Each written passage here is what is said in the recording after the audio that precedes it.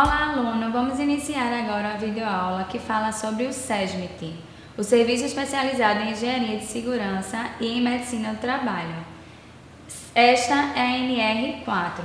Durante essa semana, nós falamos de alguns serviços que têm o objetivo de promover saúde, prevenindo acidentes e doenças no ambiente de trabalho. O SESMIT é um desses serviços. Nessa videoaula especificamente, vamos tentar entender melhor o dimensionamento desse serviço. No caso, quantos funcionários o SESMIT precisa ter para atuar numa indústria grande ou numa empresa pequena? Nós sabemos que fazem parte do SESMIT o enfermeiro do trabalho, o técnico em enfermagem do trabalho, o engenheiro do trabalho, o técnico em segurança do trabalho e o médico do trabalho. Mas como seria essa distribuição? Ela vai se pautar em basicamente dois princípios: o quantitativo de funcionários que temos na empresa e o grau de risco no qual essa empresa é classificada. No SESMIT, nesta NR, a gente tem o quadro 1, que vai falar justamente da Classificação Nacional de Atividades Econômicas. Então, a gente não precisa decorar esse dado. Basta a gente consultar esse quadro 1. A gente vai lá ver o ramo de atividade da empresa que a gente está querendo classificar e a gente vê nesse quadro 1 como ela se enquadra. Se é uma empresa de grau de risco 1, grau de risco 2, grau de risco 3 ou grau de risco 4. Lembrando que isso vai do grau de risco mais leve, mais ameno, até o grau de risco mais pesado, mais eminente, que seria o grau de risco 4. Também na NR4, nós temos o quadro 2, que é esse que vocês estão visualizando na tela, que fala especificamente do dimensionamento dos SESMITs. Então, vocês veem que ela coloca o grau de risco da empresa, de 1 até 4, e o número de empregados do estabelecimento.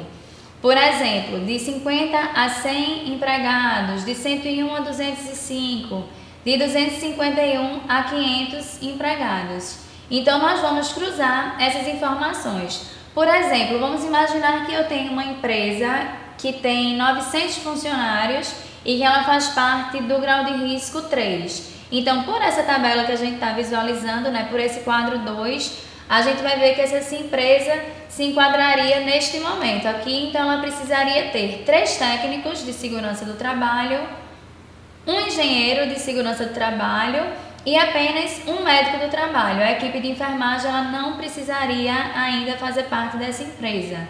Se vocês observarem melhor, vão ver também que em vários momentos não é obrigatória a constituição do SESMIT pelas empresas. Por exemplo, se eu tenho uma empresa com 200 funcionários, ela faz parte do grau de risco 2 pela classificação. A gente vê que essa empresa ela não é obrigada a constituir um SESMIT. Ainda nesse quadro 2, a gente vê algumas observações. Essa questão do tempo parcial, ou seja, funcionários de nível superior, como enfermeiros, médicos e engenheiros, eles podem trabalhar ou em tempo parcial, que seriam 3 horas, ou com a carga horária total, que seria de 6 horas. Os funcionários de nível técnico, que seria o técnico em segurança do trabalho e enfermagem, a carga horária deles seria de 8 horas. E uma outra observação aqui: hospitais, ambulatórios, maternidade, casas de saúde e repouso, clínicas e estabelecimentos similares com mais de 500 empregados deverão contar com um enfermeiro em tempo integral, obrigatoriamente. Um outro detalhe que vai de encontro à legislação da enfermagem é que nossa legislação ela coloca que o técnico de enfermagem ele só pode atuar sob supervisão do enfermeiro.